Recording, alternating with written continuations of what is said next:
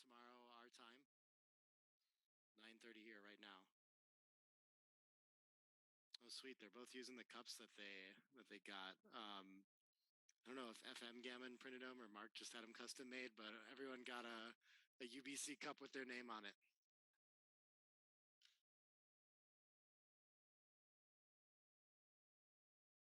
Sweet piece of swag.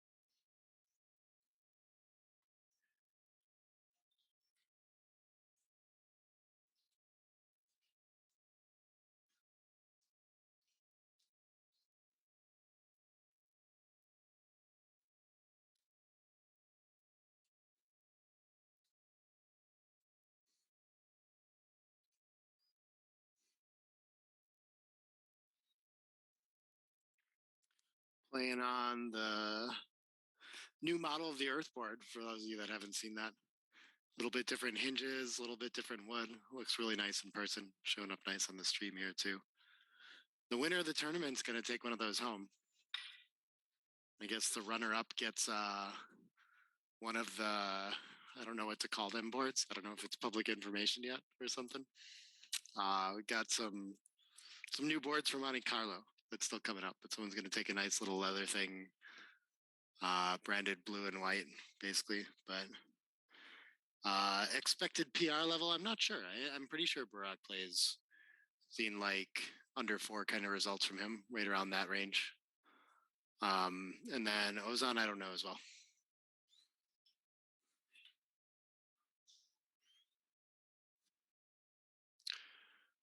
5-3 to start. Okay. But yeah, everything I've seen so far, lots of sharp players. I get to split with this. Pressure is stripped 8-point, kind of common theme. 4-1 could do the same thing, but leaves a lot of fly shots. So yeah, the double hit seems like a very logical move there after the split. Burak enters with 1. I don't think this is quite enough to think about the cube yet. But we're getting into something that's going to look like a 5 splits.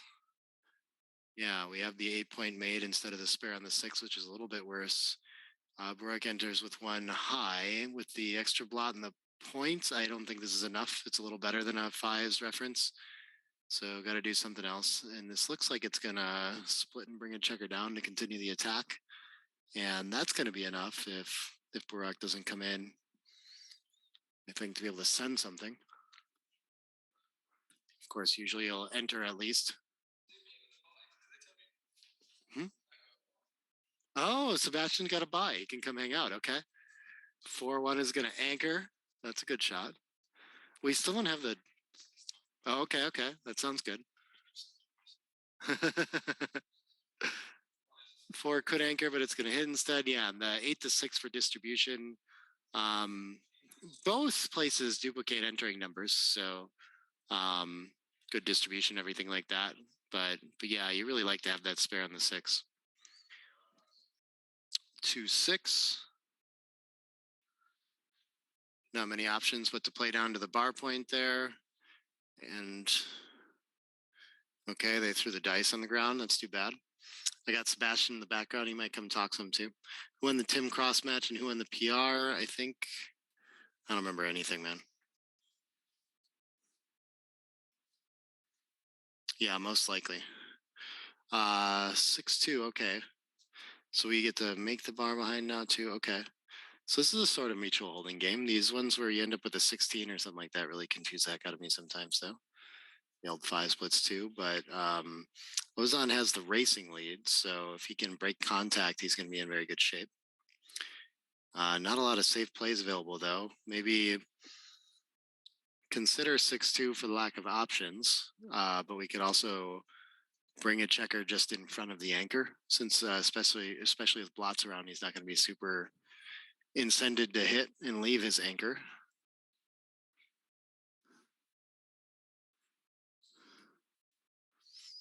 I guess 13-9, you might like to make that later. Oh, he considers just breaking contact too and going for the race. This seems reasonable. Got to give up the midpoint to hit, but it creates more hits and covers.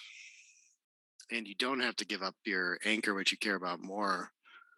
So it's kind of the safer spot to put the other one. But and we create a 5-stack too is another problem with this. But it probably does tend to capitalize on the breaking contact and racing game plan the best. Ball moves 13-9 just doesn't feel like it's really moving towards that. So I understand why he's struggling to find a play here. He's going to go with this. Okay. They're all relatively close. Reasonable idea. This is going to... This is so weird. I never understand why I want to make the 4 instead of the 5 here, according to Vod, but I'll probably just make the pure point. Guess there's more ways to make the next one reasonable. Do you like this play? Yeah. Why is that better? More flexible? Yeah. Oh, the bar too. Okay, reasonable. We can't get the safety. What are we going to try? Just continue. We're just going to leave a double shot.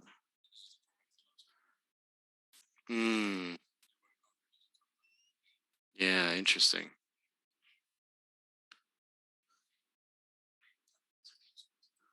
Yeah. So now he's going to get tricked into the hit.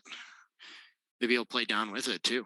Something really exciting. But he's going to make a giant 6-stack. Oof. It's pretty ugly. When this works, it doesn't work all that well. And Burak is going to think about the cube a little bit. Interesting. Okay. Yeah. He's going to cover first so he doesn't get tempted to hit that blot on the 17. Reasonable. And a fan, what is this? This feels like a pass. Yeah. So he's going to roll on. 2-4 is going to hit. That's a big swing. And now what is this? Racing lead, 2 back. It doesn't feel too good anymore. It is still too good. Got it. I would have a hard time playing on here. Backgammon. I've played before. I know how it works. Okay, double switch. I like this. That's the idea. It's going to keep us most on the blitz and the gammons live. It feels weird when you're playing on too good again. Kind of want to find something that guarantees you can consolidate a win. And of course, you feel under a lot of pressure if he enters. So it's tempting to look for priming plays, but I just don't think you can let him spend the roll. I think it's just too costly. This is why I don't like playing on. It's hard. It's just very scary to be in this spot.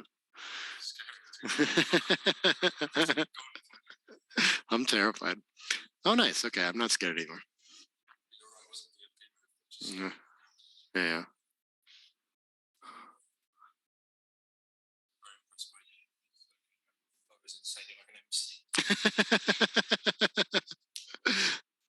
Solid co-commentary as well, Sebastian.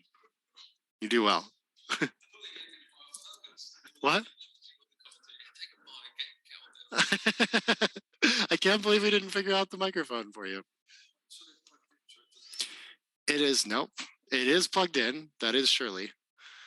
And does it just work? No. Yeah, sucks. If you can figure out how to get 2 microphones streaming through Zoom,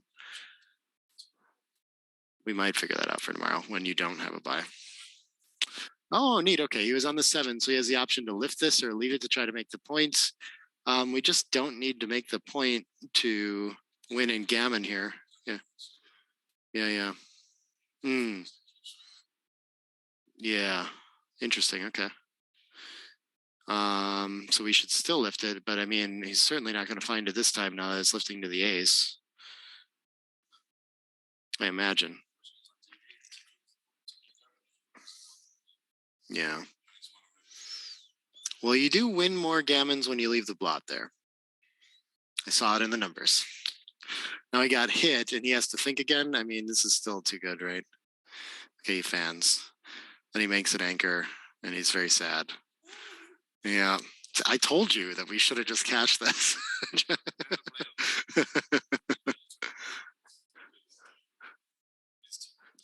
Yeah. I don't believe in it. Not good enough. Oh, wow. That is. What is the idea here? These numbers are very strange. Where you, like wins and gammons, the additions together, it looks like numbers that could be right on a last roll cube, but I don't see a lot of this sort of like last roll market loss. It's just 5 4 4 4 2 4 2 2. Yeah, you're like too good again, huh? Yeah, okay. Just entering is enough for a huge favor. Yeah, I guess it's very difficult for Green to do anything about the blots on the 10 and the 9. He's not really ready to hit those anytime soon. So this should be, even if you enter and don't hit, it's pretty safe to be in a threatening position next roll. That's hard for me to see.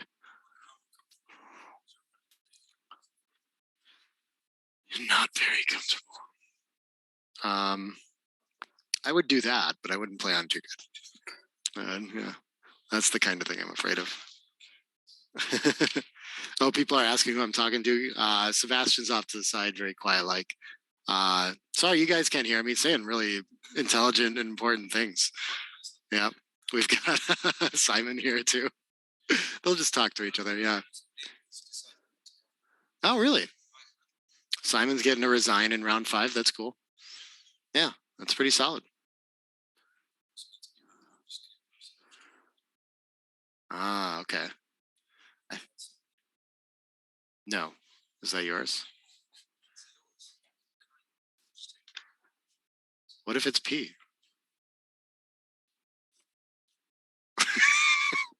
I was ignored on that question.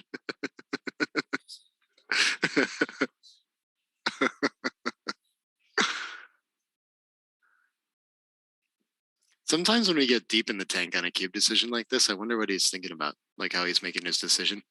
If you spent 2 minutes of clock time on this cube action, how would you be deciding? Would you be going through every roll trying to figure it out, or you also would not do this? I think he's trying to squish a decision out of his forehead now. I see that happening. Yeah, yeah.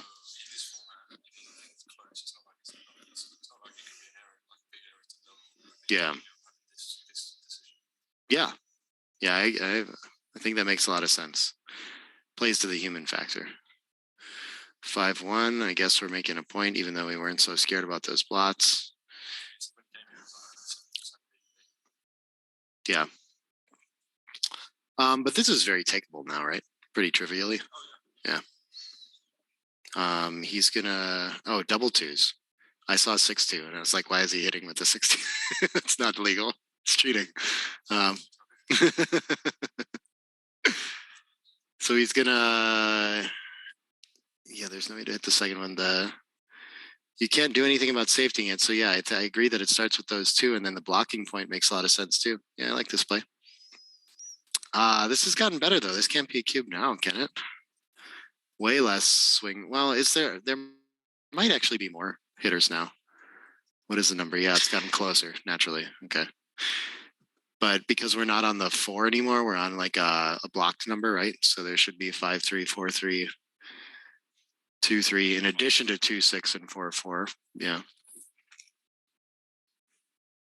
Yeah, 5 is pretty strong too. I don't know. I guess we haven't lost our market if we roll a 5. What are you going to play with your 5?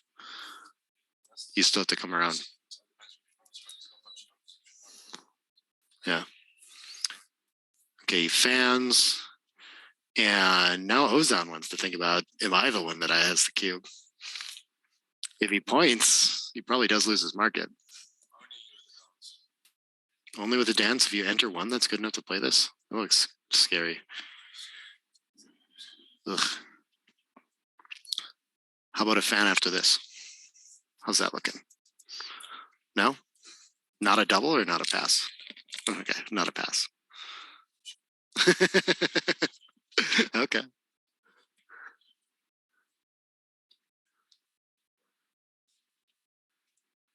And he really doesn't want to suffer the hit when it happens. But the thing about this is, like, I think you have to go for it, because when we look at this safe play, he doesn't have any of those sequences where it's just that like questionable cube decision afterward. Like the upside's just too right on the money here, right? Like you're not skating past your market by much if you do.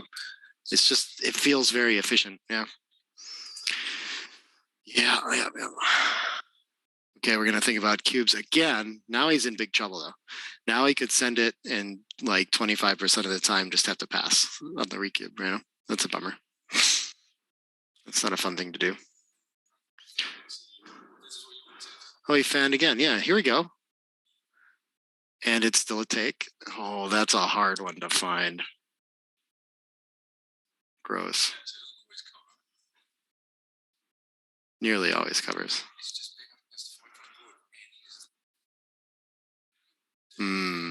Yeah, that's fair. Still got work to do. It's very passable, and it wouldn't be like the biggest PR killer either.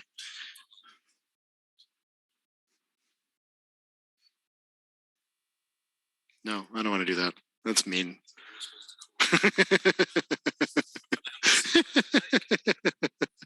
I was thinking about 5-4 and like would I lift to the ace or not? But 5-2 you can lift to a nice place. So that one's easy. Yeah. Goes right on the 3 where you want it, right? Not so bad.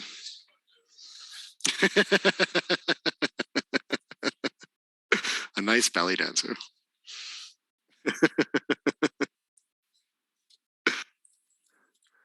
Oh. I'm having fun, you guys. I'm sorry you can't hear Sebastian. It's really, you'll have to come here next time.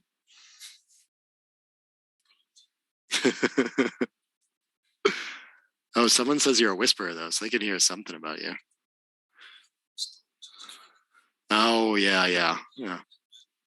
I'm not worried about it. No.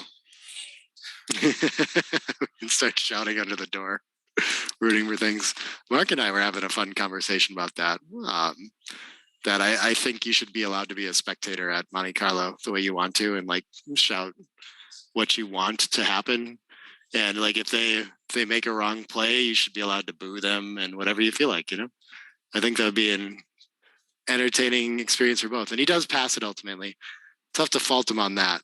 Feel the gammons for sure. Yeah. I think probably the trickiest part about it is trying to estimate it at 25% gammons. It might feel like more.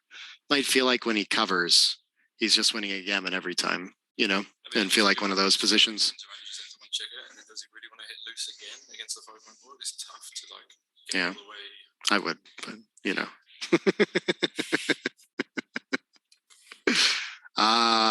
fight for a point here. Yeah.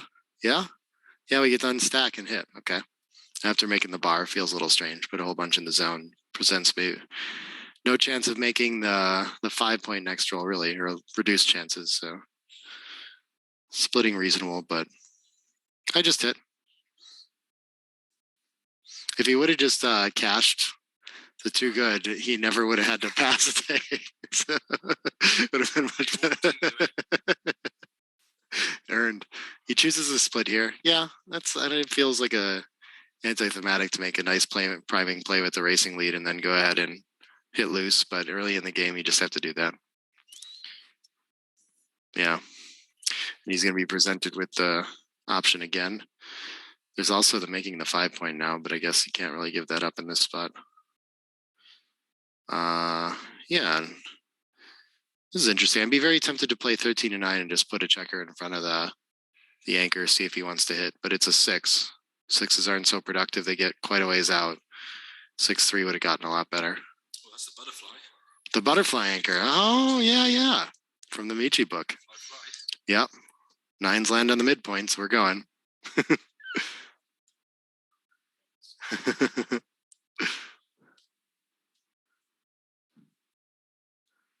Oh, people looking for rule of thumbs on those? Yeah. That's tough. No, you just have to really understand backgammon is the only option. 6-4 here is, I guess we have an attacking play, but making the bar just looks very attractive. I was looking for play B that he might be considering.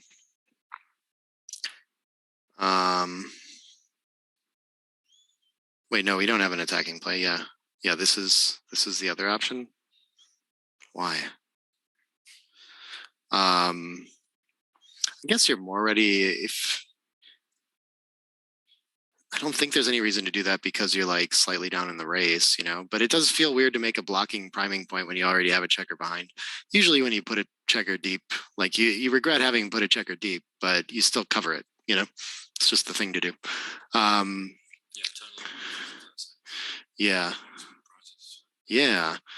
This is another one where I feel like the automatic should just be to think about making the 5, but this could be a spot where slotting it's kind of okay too. Yeah, the no other good valuable play I think is a big part of it. I don't like doing it behind that really strong 4 prime though. You really it's hard for people to respect that structure as much as they should. I feel like, you know, a lot of times you have to turn bold plays into safe plays just when they have that. I feel like.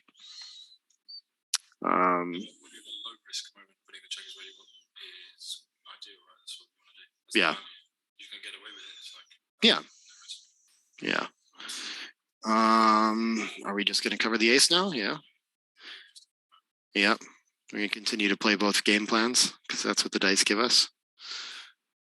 6-5. Oh, perfect. Right around the bend. And getting into a defined position, but not enough of a race lead to really think about the cube here. I don't think. Just a 5 pip lead. Okay. Oh, wow. I am surprised that this is a borderline cube. I would just assume that it's not enough. And he's going to roll on. I think that makes sense.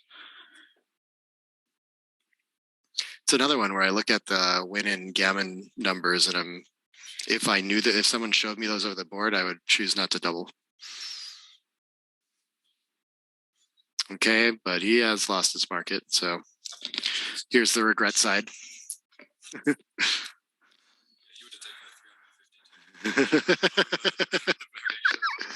And extras. Yeah.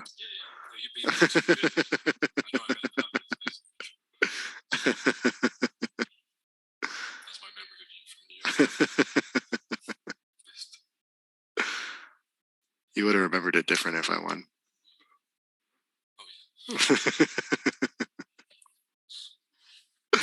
Oh, we got Dimitri in there too.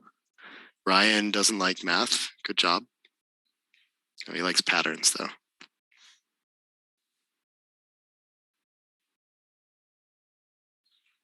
Yeah. Almost too good. Yeah, I don't actually think that's what it's telling you. When you see that it's only a 0.029 mistake not to cube, it means that the position's very stable and that you don't risk like whatever regaining your market or something like that. Like if you just wait and cube next roll, everything will be the same in general. Which is, I don't know, to me it's a little different than too good, but technical stuff. If you like that, you should read Dirk's book every day. Oh yeah, nice, cool.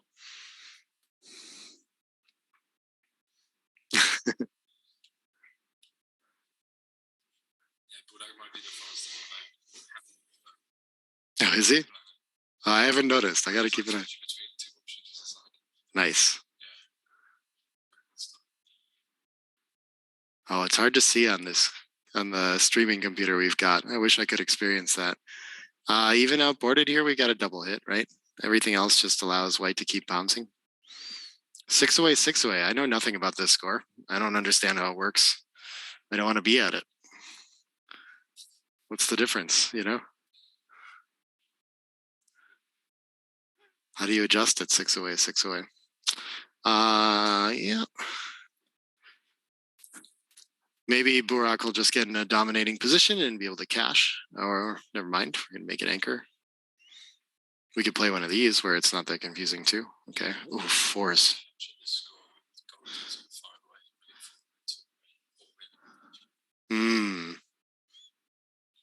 Fair point. I started thinking about scores more that way since reading Dirk's book. Kind of, I never found it helpful before and just made like practical adjustments. But yeah. How awkward is this? We have to leave a blot. We're like required, right? I think he's played 2 of them so far, 9. And so you can play, oof, what a bad roll.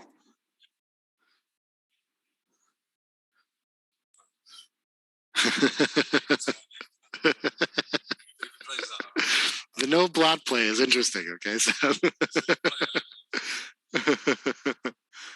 you haven't buried any checkers with it yet. Yeah, that's how do you play that game.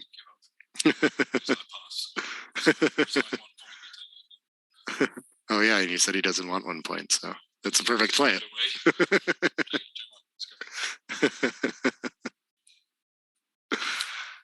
4-3. Oh, sweet. Cover. Easy game. It's nice when you slot the 2 and it works. Yeah, White hasn't been able to move the back checkers at all. That's been a real problem. And yeah, making the 4 prime is going to be pretty strong. Green does still have 3 checkers back to deal with, though. 1 gets up to the edge, and 5, I think, goes to the 3. Feels like I know 9-4. I'm sorry, I keep calling that the 3. But yeah, making the point was an interesting looking play. Yeah, okay, tiny double. You're right. I don't know if I find this. I don't see too many roles that are going to change things significantly, but you do just have dominating structure. So it's probably more about, I guess, Burak like it could roll something really crappy. We could lose our market that way. More about White's market losers. Yeah. What happens on 5-4? Oh, we just get to vacate the 6 like we wanted to before. That's no big deal. Yeah.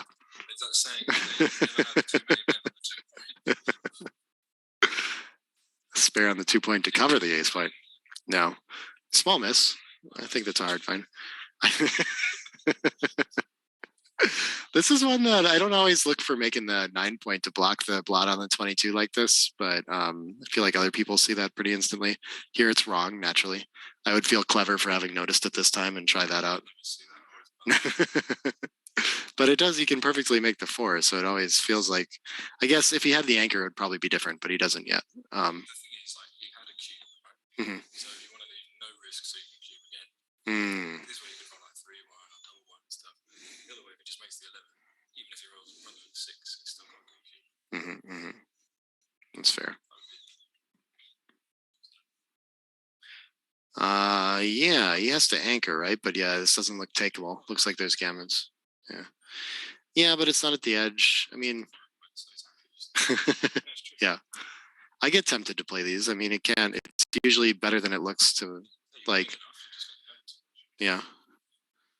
The 22 8-point anchor does pretty well even when it's 6 prime, or sorry, when the 6 is blocked, I guess, when it's got a prime like this, not at the edge. Yeah. And he's going to drop this one, letting it go. Reasonable.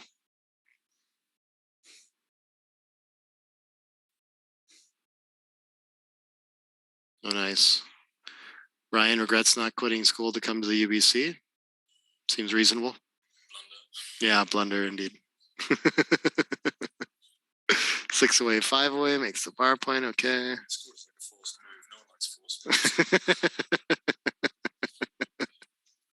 It's a good analogy, yeah. I think that's true. Yep. Get to the 22. Michi says the 23 is the worst place to be and the 22 is the good place to be.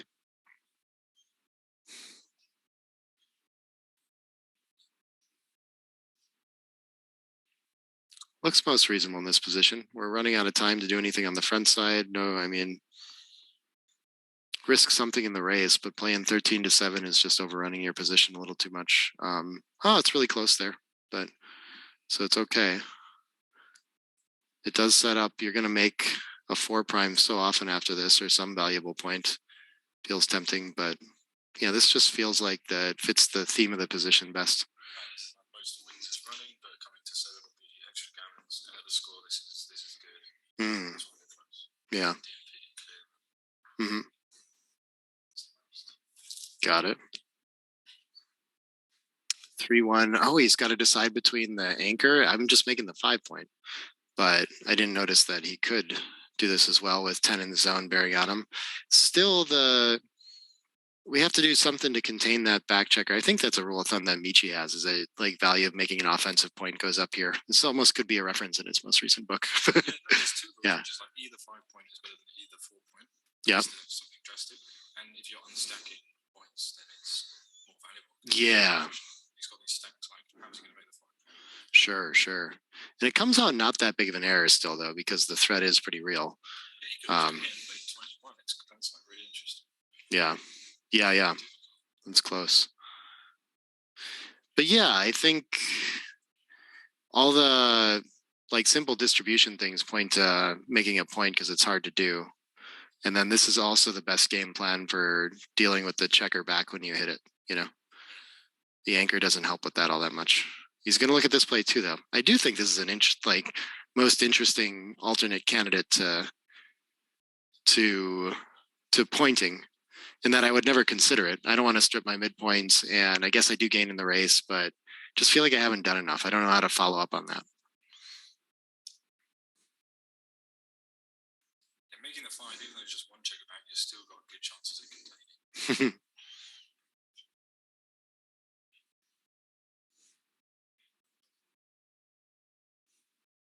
And he goes with the hitting play. Okay. 3-1. What did that just like, oh, enters and shifts. Okay. Yeah, can't come up to and give him the 6. Okay. 6-4 is going to make a nice point there. 4-2 is, ooh, it could point on head. I think, yeah, because you get to do both, but it's so nice to anchor past the made 4 point, and there's 11 checkers in the zone that, like, this is more tempting than that equity difference would suggest to me, you know? That's a problem. Being down in the race and anchoring just like this just kind of concedes advantage. Yeah. Actually, it doesn't. He's winning either way. Yeah. Because you hit him, what can you do for me? Here's what he can do from here.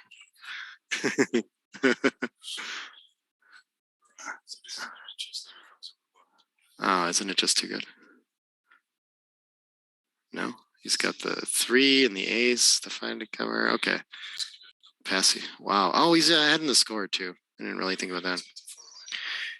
Oh yeah, this whole logic of getting to 3 away isn't worth that much, so you should like be very not inclined to play on too good. See, yeah. Do you think for normal score that this is too good then? It would be much closer. Yeah. No, too good, so hard. Because you still have a lot of risk of leaving the block not covering. Yeah. Wow, he took it. No. Did he really? Oh wow. No. That's aggressive. That is a bad take. Oh. Yeah. I didn't think anyone would be keeping it company, so I was like, yeah. I'm lonely. Right. Yeah, I gotcha. Yeah, I know you guys can't hear Sebastian, but I can. It's comforting to me. So I don't know how you feel about that. He's even looking right at my face and trying to talk into it and stuff. And I don't know. We're doing what we got. Here, I'll trade with him again for a while. Oh, it's much better being in the distance. I'm just trying to give you some downtime. Hello, ladies and gentlemen. He's going to be rewarded for this take. This is a good response. This is like the best you can hope for, and it's still even game. Would you have to anchor and hit on the midpoint? I would just take outfield control and have an anchor. Yeah, you want to make the 5. Exactly. Leave the weakness of the blot on the ace. Okay, that's interesting. 5-4. Yeah, I guess the other way, because you get to make the 8 point as well. That's kind of 2 good things. So they balance out.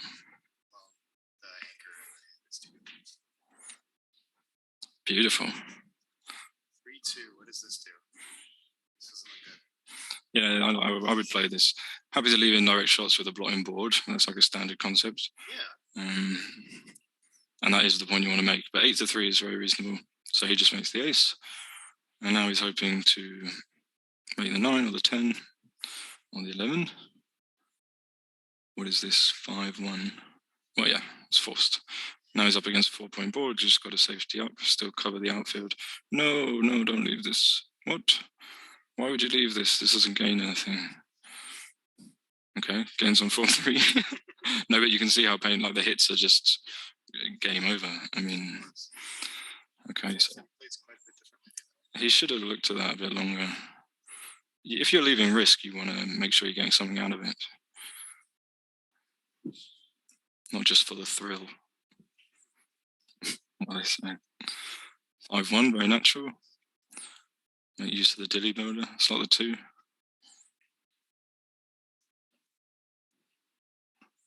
To shout all the time right now. Or maybe they think I'm you. You gone the beautiful people, backgammon fans of the world. We're doing our best here. We got one mic which is like wrapping around our head, and like have to be kissing Nick, but we're getting there. Okay. I'm starting to see the speed of the hand shuffle Ooh, now. 5-5. Yeah, he was hoping just to jump out with both of those, but now he's sorted and he's going to be doubling. Is he? No? Yeah, he's going to be doubling any roll here that's not 6-6. So we should see a Q. Oh, he's cubed already. I'm sorry. Yeah. Oh, yeah, same game where he took. Fair enough. All right, it's late. You forgive me. Okay, cool. So he just wants to come home. Yeah, it's funny when you make these weird plays just to preserve like the distribution in front of the anchor, and you just give up everything behind. Yeah, you want the spare on the 6 point.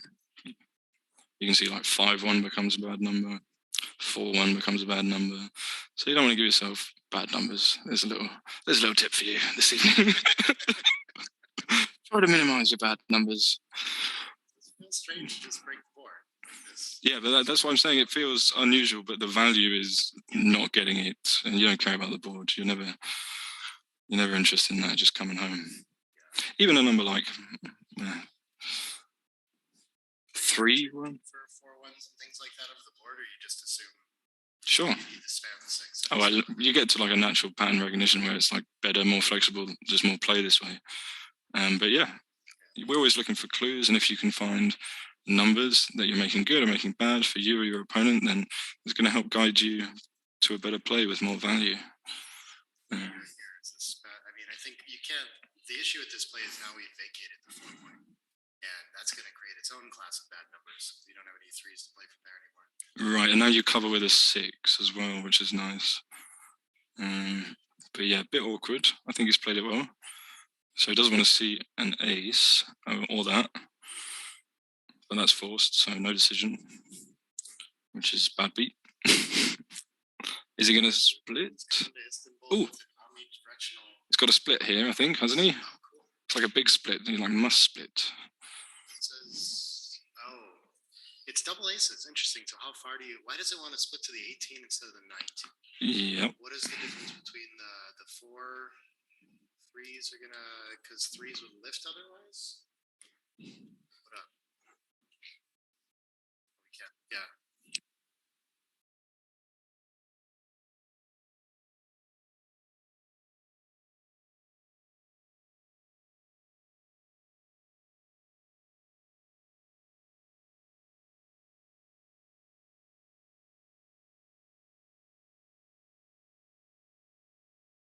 Are we back on? We're live? All right, sorry guys about the audio. We're working on it. We're going to stick to single pilot, so I'm going to steer us home. We've been told off. Oh, that's cool. I'll take it. Take it on a night out. So he managed to clear, and he's coming home for his little 2 points to get 3 away. But Burak was lucky not to get gammon this game. That was a brave take for sure. Just had too much to do. Even though he turned it around and kind of got a shot at it, it was still difficult even after that. But he's happy he's going to save the gammon. And you get to 4-1, which is a very interesting score. Is there a results page somewhere? Do we know that? No, there isn't. Sorry, but I'm sure there will be appearing soon. Yeah, anybody else? Nice to see everybody in the chat. Beautiful. Hope you're enjoying this stream. So just sort of a formality here. Unless, you never know, I've seen worse. Have I? Yeah, when the guy cheated, he just took them all off. You look back at the board and like, hang on a second. Thought you only had one man off. You've got 10 in your hand. Something's gone on here. All right, fair enough. Unless you want me to do another game and have a break, I'm going to hand back to the master and chief master controller. Leave you guys in the perfect hands of Nick Blazer. Have a good evening, everybody.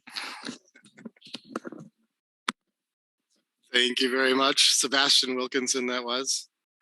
I'm telling you guys, you're missing out. We should get to have our conversation and have fun here. He's got really good insight that I get to hear. It's inspiring. 4-1, we're going to double hit here. Even at the 3-way, 6-way score. It's just a thing to do when he opens up the second blot there. Feels less exciting to get the gammons, but okay, nice response. Double fives, how does this work? Does it, I guess it, is the 3 even a better point than the 8? I guess when he's on the roof. It's a little awkward. I mean, of course, we can't hit with the 7th checker in the zone, so we have to bring one more down. I like that play. 2-6 is going to hit from the bar. Nice shot. This is going to be an aggressive score cube for Burak, of course. So what is the response? But I mean, he hasn't developed at all. Thank you, Sebastian. He's walking away, having his own nice night. Finish out the match with us. We got to get off the 24, and then where else do we go with it? Oh, can we really do this quadruple split? That does, it feels strange. I kind of like fighting for 2 high points like this. But that's interesting. I like that play B. Yeah, this is probably just going to make the high anchor. And I think green's going to be inclined to come off the 24 when they get a chance. This is a nice 17-point anchor. They keep making these awkward advanced anchor games. Those are tough to figure out. Oh, look at this. I didn't even notice right away that he made the bar point. I was so happy to just have the 21 this far down in the race. But this probably rates to be the best contact available. And we do still have the better board too. So we're not too worried about being blitzed or anything yet. It looks reasonable. Yeah, this is also a play B. 2 down from the midpoint feels reasonable too. Lots of options there. They've had no shortage of options on these plays. This, I think we're just playing safe to the 5. Okay, we're going to hit instead. I can see why you feel incented to do that to score. Yeah. But we're not clearing the 17 or anything like that yet. It's still nice to have that safety valve.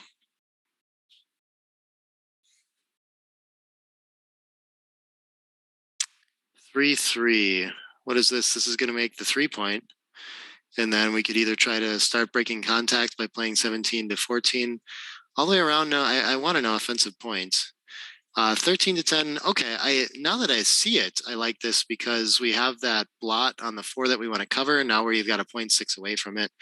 If our opponent does hit there, we're attacking back at it well. So I think this just plays nicely to make a 0.6 away from something you've slotted. Restricts his movement on this 3-6 here too. So the 6 is going to cover the offensive points. Yeah, okay. So some good counterplay for green. 3-6 is a fan. That's a bummer. I am on site in Istanbul. Yes, that's the case. You're welcome. Thanks everyone for watching this. Hope you guys are having fun. I was hoping we'd have it set up to get more people involved in the commentary, more of the players, and you guys can get a taste of how they think about the game too. So we're doing our best to figure out ways to do that. If you can't hear both of it or the conversation's too distracting, that's okay though. 1-6, this is awkward. I think we want to keep the anchor. I'm most inclined to give up the 10. Yeah. The 17 doesn't feel like an anchor. Our back checker isn't linked to it, but he really feels stranded if we leave that point. And getting hit here isn't quite as bad, but okay, 3-6 is pretty punishing, but still, I think for the play made and leading 3-way, 6-way, it's hard to find to keep your, oh, look at that. This is one somehow, but I would probably think about it for a moment and just move on as well. It's easier to think that you probably got too good or something like that, or even not good enough. Okay, anchoring on the ace is pretty strong. And this is going to start to move this into that territory of just a lot of wins and less gammons. Oh, I thought, never mind. He's still got 1,000 checkers back. Okay. and creeping closer to home. And he's just playing on now. Man, with that many gammons, it's hard to find a cash at the 3-away score.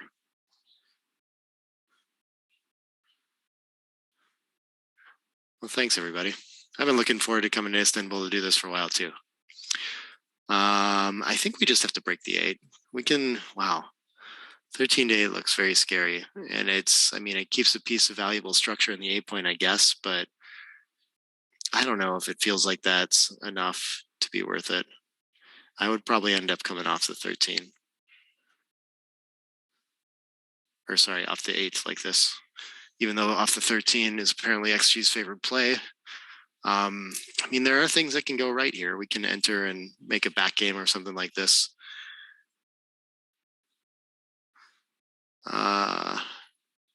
He wants to switch. This feels like a lot of work to fix this again. I almost want to switch 6 to 4 again if I'm going to do this. And I don't think we're gaining a lot. Yeah, this feels like the follow-up if we do that. I don't know. Yeah, but you want to stay back and pressure that blot after he left it. But I think you can just, he must be focused on picking up that other checker. Must be a big part of it why he doesn't want it. Well, now he's going to play past it. So, well, of the switches, this is the best one, it seems like. Generally, you get to remake that too. Again, we're going to be tempted with switches.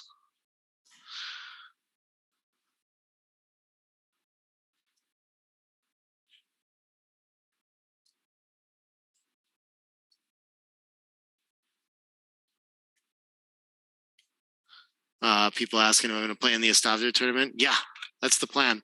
I have no idea how that's going to work doing commentary at the same time as playing in it, but we're going to make it work somehow. Supposedly they can help us with the schedule on that. Thanks for all the compliments, everybody. I appreciate it. This is a lot of fun to do. I like that I keep get out to more and more events. Okay, and XG's play analysis here is telling us that we have arrived at a double pass again. It's like right on the borderline of too good. So he can't really make an error or too big a mistake. But yeah, again, at that 3 score line, it's just tough not to roll.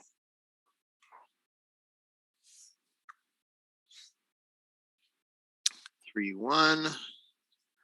Yeah, I think we just have to clean up. Hopefully we don't have any problems clearing the 10 point now.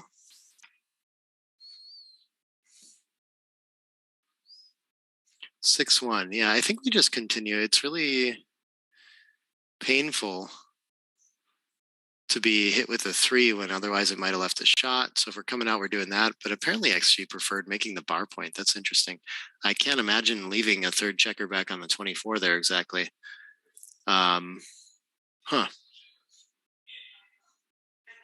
Still too good. Still giving Ozan real problems trying to figure out though.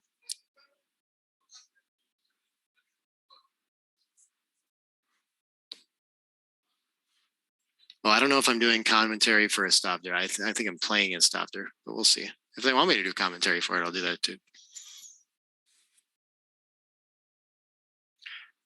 5-3 is gonna leave a shot. Yeah, I guess we want to force him off the anchor if he hits, and maybe this is the reason for leaving a 3rd checker back now and on some awkward 3s like this.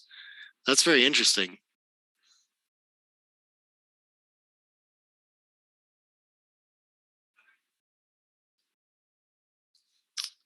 Five, 2. Yeah, I think I like getting to this 6-away. Okay, he's actually thinking about gammon saving instead of hitting and potentially winning. So he takes the crossover. Tends to make the board later, I guess.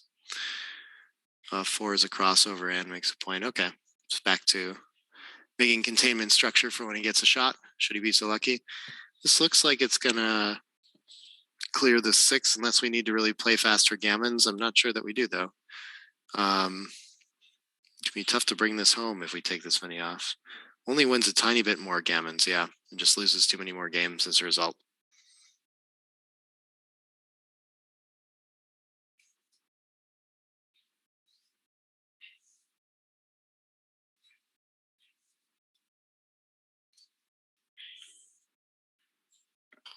And he goes for the ripping play, and we'll see. Okay, double sixes is going to play nicely after that. And we're likely to a lot of gammons to get to Crawford from here. What did we roll here? Okay.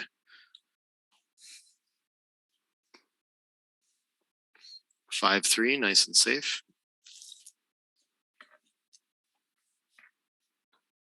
Needs a set or a deuce to not leave a shot next roll. We're not going to run off. I think we should still be focusing on building structure in case we get to hit a shot. Don't have enough time for the crossovers to save the gammon naturally. I don't think you want to come off the anchor here. I guess there is. I forgot that Backgammon gets him perfectly to the match, so he's probably worried about playing a little more conservatively, getting one checker out of there. But rolls a set, and so the 2-1 either way. You typically stay for the wins. I don't know if this changes at these scores, but I would end up staying even if I had left the last one. Only going to get the single shot. Okay. So no coup classique luck. The double threes is going to be enough to get off the backgammon without hitting, though. So a little bit of luck in that.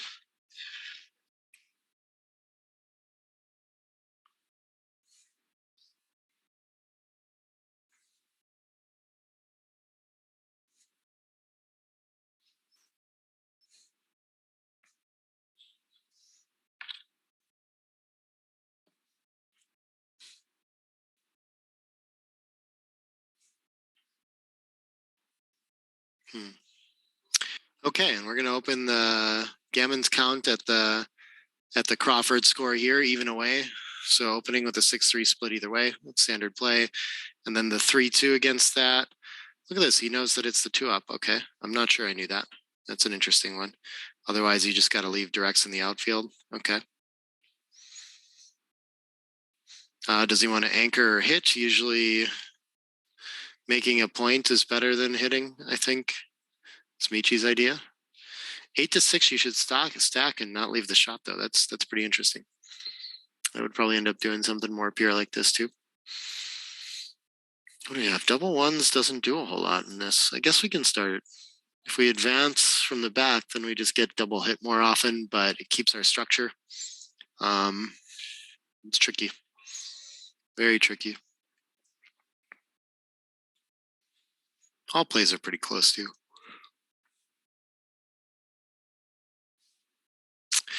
3-2. We would like to make the 11, maybe, but don't have many threes we like after this. So are we just stripping the mid to play down? This feels awkward. I'm not sure. Yeah, I probably would like unstacking 6-3 a little better if I'm going to find a more pure play.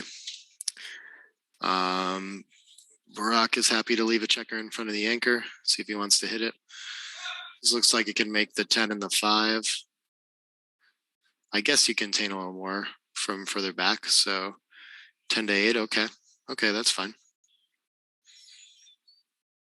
And double sixes going to take a huge racing lead and consolidate some blots. Make sure we don't lose it that way. And Ozan's going to get his board ready for when Burak needs to leave the anchor.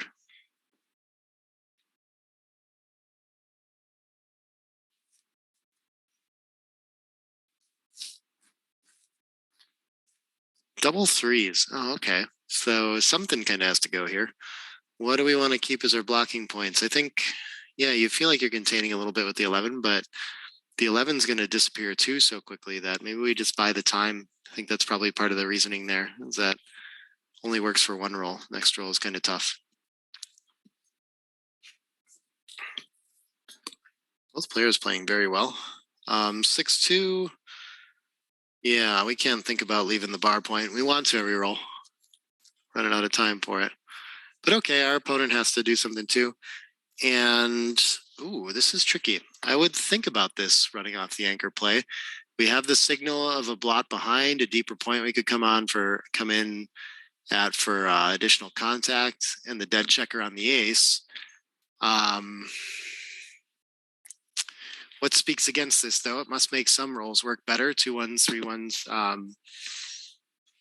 And gammon's worthwhile too, so it probably does lose a few more gammons, even though the other plays might win more games in a way that's like countered otherwise. But the blot behind is also a decent reason for just like vacating the 11 in front. It should be hard to hit. Not too many hits and covers. We still have an anchor even when they do. What is this? 2-6, for example. I think we have to try it. I don't see how we're going to get a better opportunity to run off that anchor. But plenty of counterplay for green here too.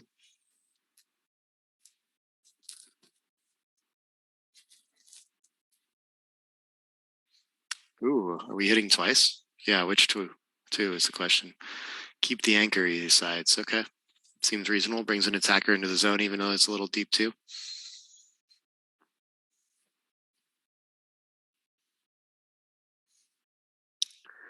Six, 4. Doesn't do what we wanted it to. Guess we can hit twice again.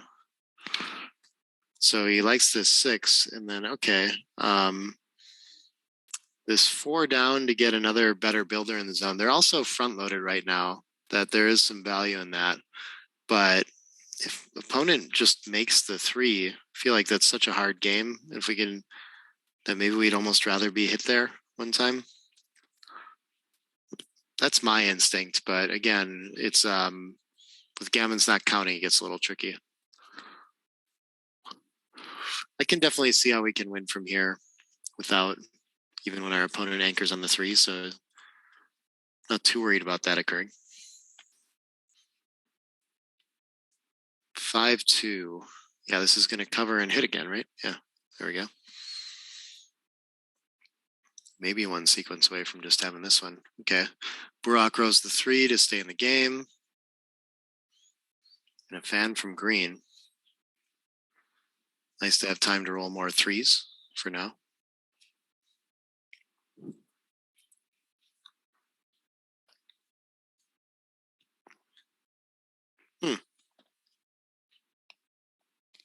Neither player wants to come in. Okay.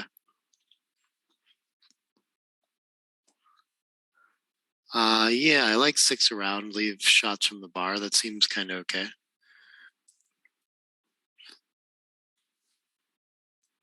There's no shots there, yeah. So we just get in a position to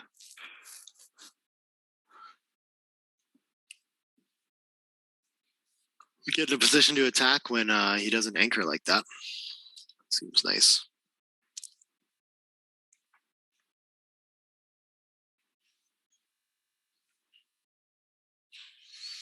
Advances to that outfield post on the 15.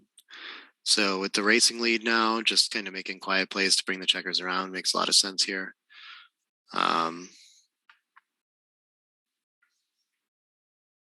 Working his way towards home. Yeah, making the 11th kind of okay there because it's not in direct contact with the anchor anymore. Should be able to clear it pretty easily, leaving fly shots worst case later. Could advance 11 to 10 and still be out of direct range. 4-3 is going to bring a checker in. And we don't want to make a point in front of the anchor that has contact with it in case he enters later. 6-1. I think maybe that just plays to the 6, but this is fine too. Sure. I think he's finding better plays than I'm seeing. Maybe that's better distribution. White's double 6 shots or something like this. This one leaves a shot on double 6s. Yeah, sometimes it's too much to pay attention to that though. Now we can get off it if we want, but we don't.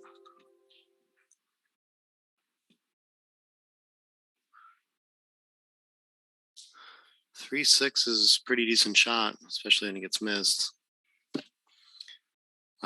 5 in, 2 off. What else are we going to think about here? I'm going to go for distribution. He wants that spare on the 4-point for long-term safety earlier. Okay.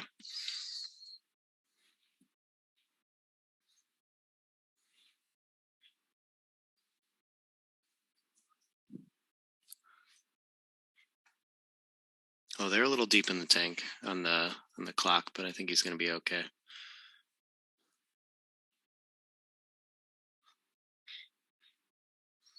"31 seconds can be scary, but it doesn't have to be so scary. Leaves you room to play doubles and stuff for the rest of the match."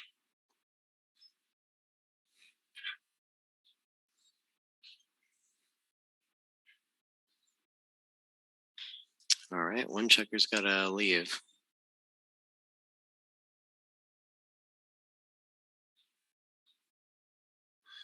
And he's thinking about whether or not he needs to save the 6 by playing 6-2. And sure enough, okay. I would just come in and hope not to roll a 6, really, I guess. But it's that important to be back for the contact.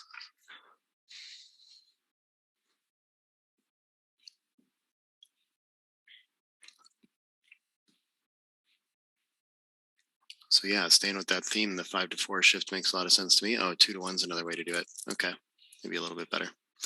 And he gets his shot. 2s are duplicated. That means they cover when you roll them. What a great shot. 6-7, so 8 off. Okay, so this is like a 50-50 game. Distribution's a little not ideal. 3-2, that improved it. 4-1, wonderful. And Burak looks to be saving a game now too. Here we clear from the rear, I think. Okay, apparently we do. I know for money that in general, it's just better to clear the 6. Or I thought it was, but this wins more games, it says, so maybe not. I guess the crash board is different. Yeah, probably that makes sense. When you're not worried about contact at all. What's coming to mind for me is just like in situations, I know the 5-1, you clear the 4-1, you clear the 5-1, you clear the 5 point, 4-1, you clear the 4 point, and then the 3-1 is again, I guess it depends where spares are and stuff, but okay, double 2s. Yeah, clearing from the rear just looks too awkward. And I think I'd rather fill in a deeper gap if we're going to take 2 off. I'm surprised by this 5-1.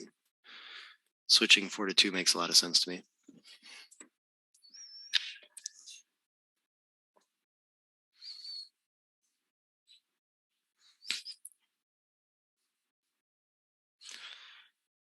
Uh, 5-3. Okay. Leaves more shots this way. I'm surprised. Oh, yeah. But again, Ozan's board is just nothing that's going to punish it. So better to just have the checkers off. Might actually help you to get hit. You can go get the checker on the ace.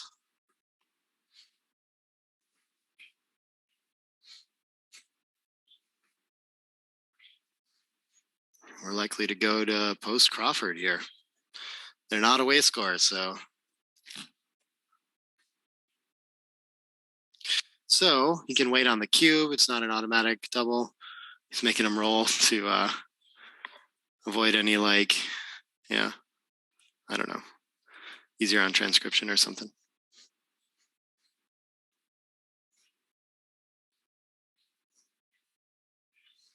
Yeah, I think 8 off is the break-even point, Nigel. I could be misremembering that, but I thought that's when it's 50%. So like with perfect distribution, once he starts taking checkers off, then he should be the favorite. Improved his situation. 5-4, he's going to play down for the gammons. That makes a lot of sense. We'll see how long Burak waits to cube. He gets hit. He's going to play the PR trick. This looks like a 2-up kind of spot for me. Even at the score, but he finds an offensive play. That makes sense. I think better to make the 10 here, right? Yeah.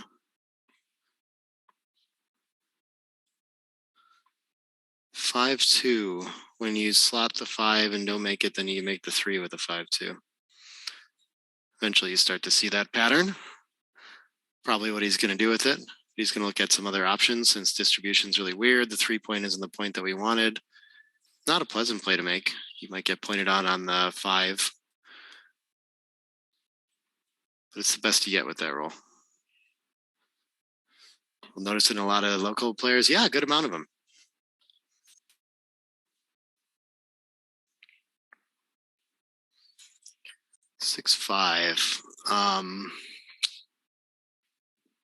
This is tricky. Wow, what do I want to do with this? Well, according to XG, the unstacking the 6 is mandatory. That is not a thing that I was looking at to begin with. It makes some sense. This is kind of the first play I see is coming around. I hate having to strip the midpoint. We're down in the race though. Okay, that's why hitting is such a big deal, I think, or a big part of it. We prevent opponent from developing that kind of awkward structure with 6 on the 6 right now. We'd really like to keep the checker on the 20 is the biggest problem I had with those kind of early plays, because we'd like to anchor there. Best defensive kind of game plan, being down in the race. So this just feels like losing a liability. Yeah, the full blitzing play makes plenty of sense to me. That's an easier one to find. If you're going to attack on the ace, bring one down. Good response from Ozan.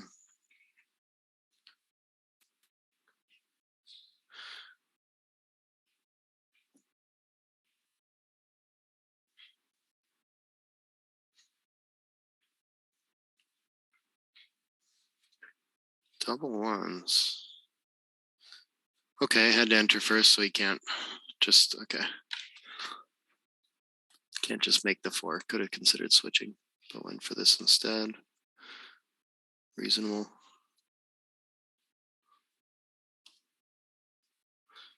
Yeah, he just feels desperate to hit on the ace to try to slow him down from making that 4 point, I guess. 2-6 is going to make it and leave some outfield shots anyway. Burak's got some life here. 5-4 doesn't hit it. It could do some things though. Can make the bar, but then we're leaving that direct shot on the other side. I guess being down this much in the race, that makes a lot of sense. What's one more checker? 6-1. What is the call this slot here? I'd probably be thinking about playing a cipher.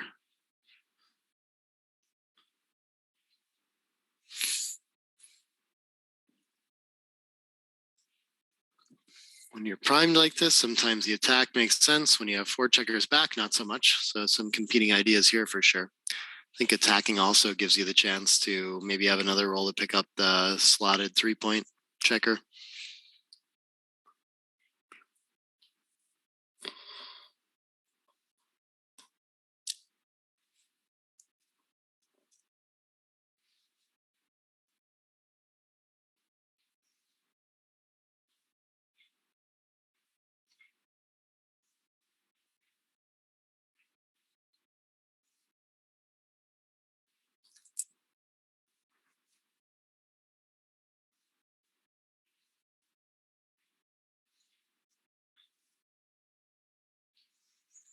Yeah, and escaping the freedom with this racing lead is desirable, so he's going to step under the gun and try to do it. Oh, he could have covered the ace. Interesting. Yeah, I think the pure point makes more sense, but interesting to consider it at least.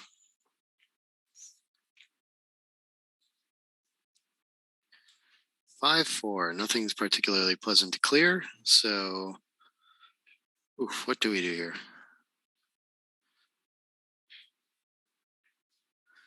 Wow, just have to give up the bar point and strand that 24-point anchor.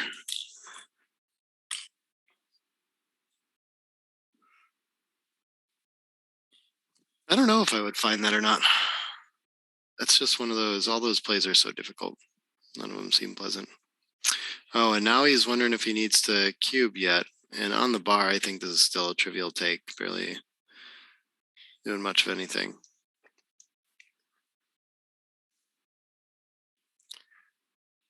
He tried to get somewhere with the trick.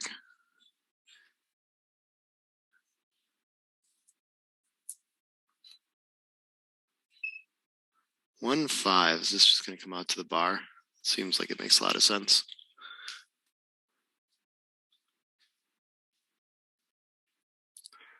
It's going to get hit and fill in that gap on the 5-point. Distribution's looking very nice. Just needs to roll a 2 and hop out, which is going to take a little bit of work. So good prime for white in the way. The 2 is a big start. You'd love to make the deuce point, but I think stepping up's the priority. Make sure you don't get hit with an ace-6 or a 2-5 or something like that from the bar. And the 2-5 comes right away. We could think about lifting 10 to 8, but 6s are duplicated, and we need something to attack with when we're missed. Huge pressure to keep that green blot in place. So much so that 5-2 should just run. Interesting.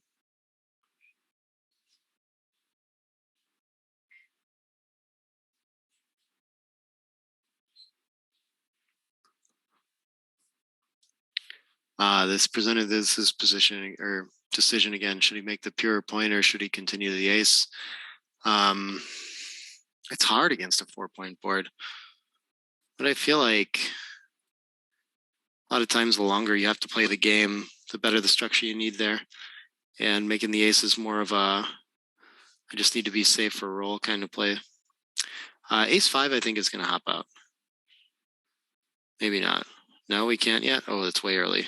Okay, yeah, we get pointed on with everything. I'm exhausted. I'm not seeing plays right now.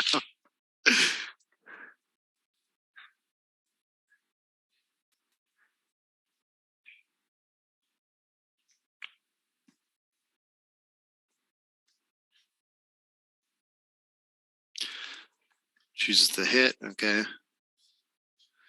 Interesting that it's such a problem to make the bar point instead. Even with the checker stuck back there already.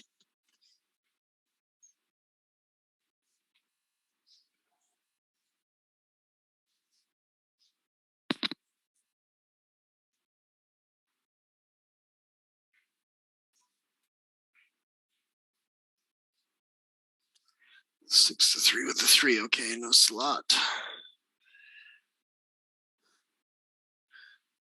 6-4 is a nice runner. Ozan's managing to turn this around. It's looking grim for him for a while. Oh, 6s, that's funny.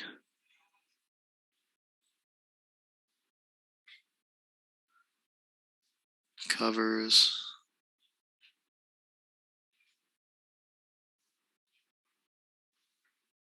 Ooh, 6-4 is an ugly one. The cracking begins, and Burak wastes no time hitting. I should be in great, very great shape for this game. Keeping the ace seems fine. Keep going and try to focus on making the bar point, I guess. That makes some sense.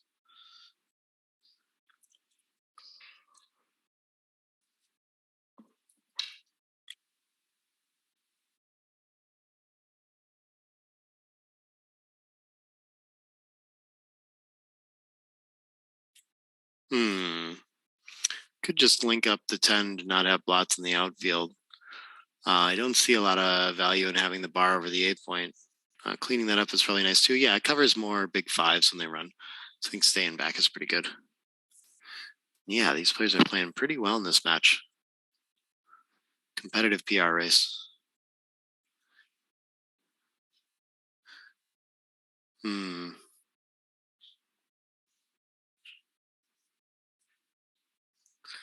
It's time to run off the anchor. Okay.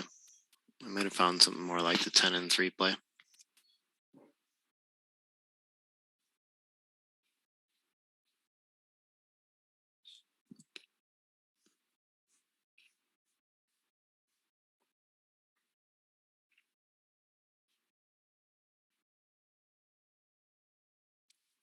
Yeah, Burak's low. I hope he knows how to play under time pressure when he gets there. Oh, his opponent's all the way down to 29 now, too.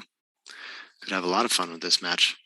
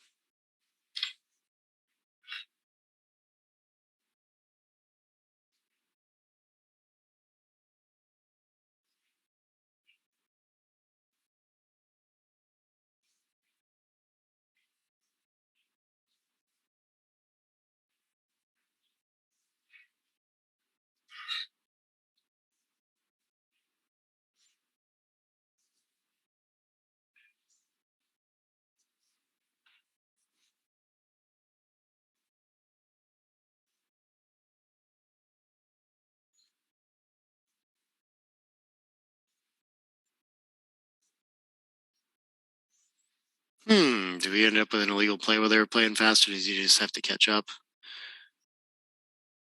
Oh, he saw double ones. 4-1. Got it. We got a fan. Okay. Yep, when they get under time pressure and it's a bear off situation, that's a nightmare for the transcriber. Good luck, Hossein.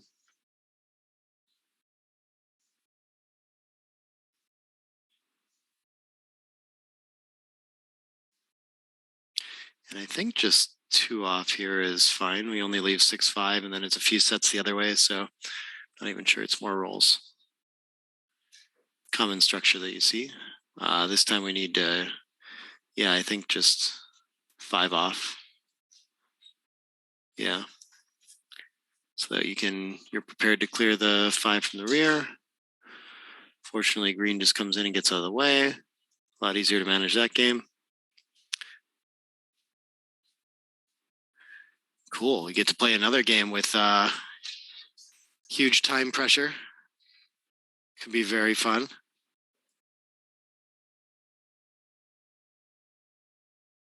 Ooh, matte dice. That's a good idea. I think the issue with the, I don't know, precision dice, I don't know if there's a way to have those also be matte. That's an interesting question. At least the theory back in the day, I guess, was you had to have transparent ones so you could see through it to make sure there's no magnet in there. So it's a bit odd to have non-transparent precision dice. But maybe we're over that since we have them. And then maybe we can have matte dice as a result. And maybe we can see everything on streams. That'd be cool. I'm into it.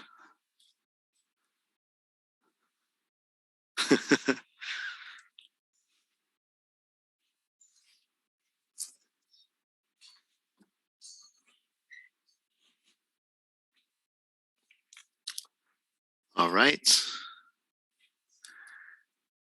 Burak's got the score to wait on the cube again. Finishes it escaping a checker, Ozan does, and then gets hit apparently.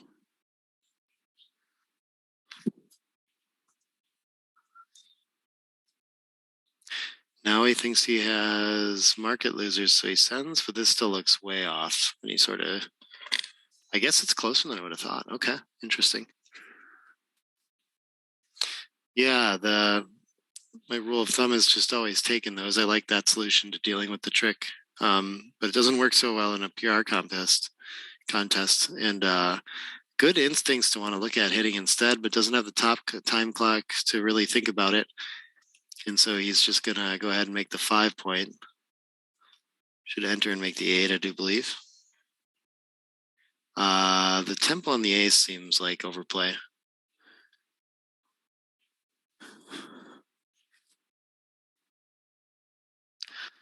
One, 4.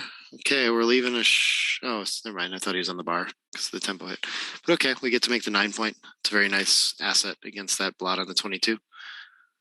5-3 is going to make the next point in order. Great shot.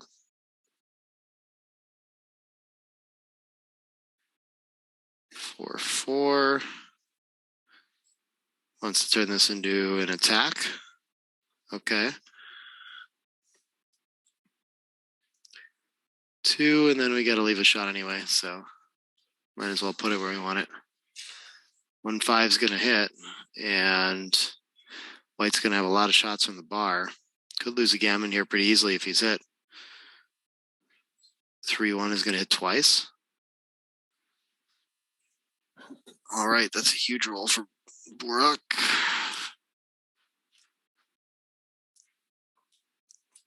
5-3. We just got to get more checkers into the fight. So 2 down seems reasonable. Maybe the first thing I see is 13-5, but we regret it when he anchors.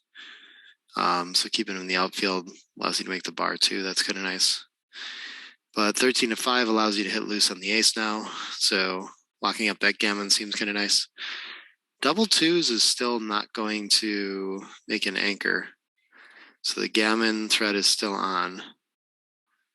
I think hitting's good, yeah. Even though you don't have covers, I don't really see much better of a play. And you do still really want to win a gammon for the match here. 4-2. I don't think we need to do anything too strange here, like switching points. But yeah, bringing something in range to cover seems strong. And XG prefers we make a backdrop point. Okay. 2-1 and anchors. That's supposed to be very strong.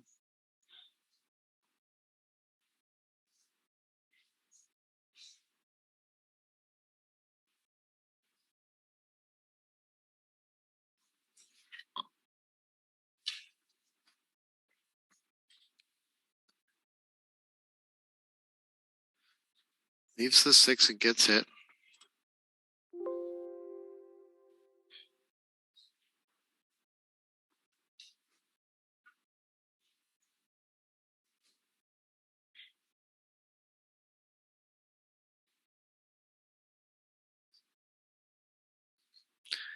Five two.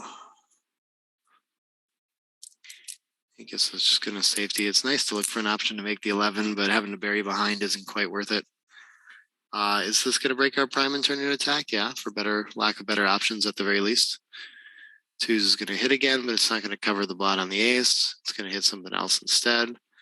Bring a cover in. That makes sense. And Burak performs, hits on the ace. He's getting back in this game. Maybe he's the one in the driver's seat again now. 9 checkers in the zone, 2 in the mid. I think I still want to hit on the deuce.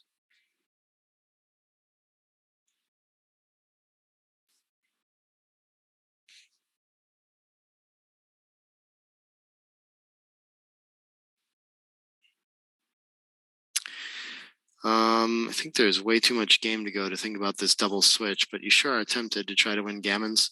Works better when there's more in the zone and you don't have 4 checkers back. I think if you looked at it long enough and saw that the 8 to deuce reached, that looks like a pretty nice hit to get a 10th checker in the zone. But this is hard to follow up on. You better hit all your shots here. And you better hope that your opponent doesn't hit anymore. But now Burak is in really good shape. That's going to cover, and he's got a direct shooter at the 5 still when his opponent enters there. Just has to hurry up and get those checkers involved in the fight that are way back in his position. Is this 4-2? No, 4-6. Okay. Surprised he didn't find a way to get some other checker in the outfield, threatening to close it. Okay. This time he does get one around to the 8 point. Very nice.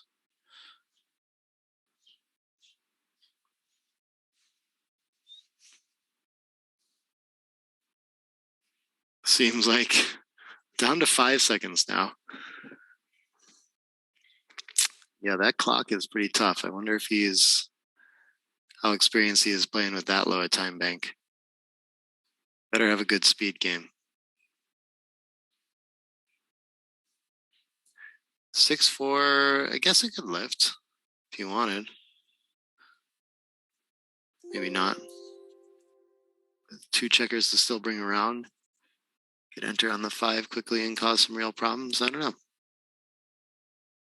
Yeah, now we're far enough to lift to 3. That's so interesting.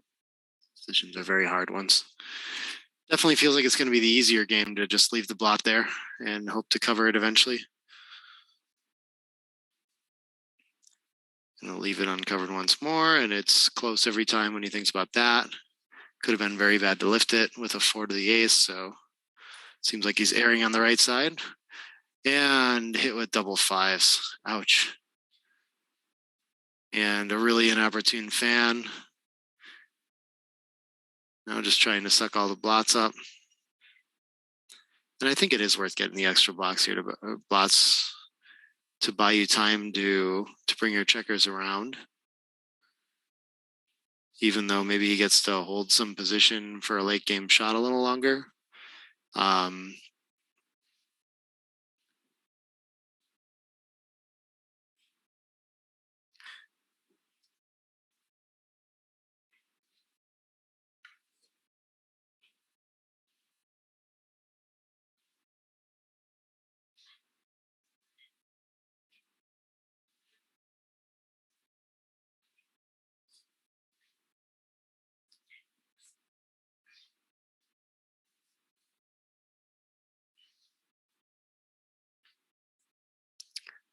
And okay, Ozan's got him on the ropes for the match now. And I think leading the PR race too. A game with a lot of time pressure. So he very well might come out of this with 2 PR points. Okay, it's close. Burak might be under it, but it's going to almost certainly depend on the plus analysis to finalize it.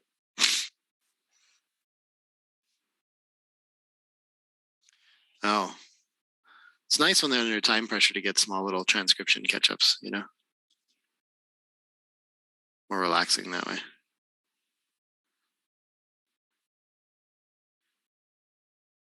Yeah.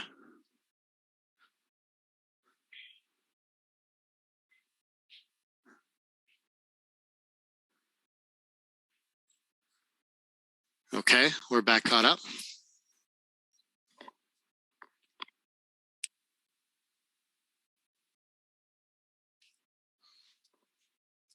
And pretty good distribution. Just trying to not leave a shot. And he's going to go pure distribution here. Could have played like 6-4 and take it and checker off, but most important thing is just not leave a shot. Win the game that way. Clear safely. Okay, first opportunity for numbers, being out on the outside. Needs a 3 or 1 up, something like that. 2 up would be fine too. 4-1's going to be great, even him out on the outside. But with 3 up, Burak's going to be able to wait for the shot for a little while. 4-3 clears from the rear. 5 enters. Watching out for big doubles now. Okay, enters, and that's going to be the match. Yeah, tough under time pressure. It took a lot of it, but again, this one's going to come down to plus for sure. Learn more from that. Ooh, late night too. Tough playing matches. So we're going to get started again exactly 12 hours from now. I'm not sure how many PR results we'll have in the morning when we come back, but maybe by then we'll at least have match wins. Let me go check the schedule to see what our first match is tomorrow. That's all posted on the Backgammon Galaxy Facebook page now. The first match tomorrow is Ibrahim Karaka and Amir Ashraghi. That should be an exciting one. So yeah, we're starting fresh at 11 o'clock Istanbul time again. It's been a pleasure commentating these matches and hanging out with you guys, watching some great backgammon. I can't wait for 2 more days of it. I got to get some sleep though and wake up early, make some coffee and get back and talk some more. But yeah, we'll be back soon.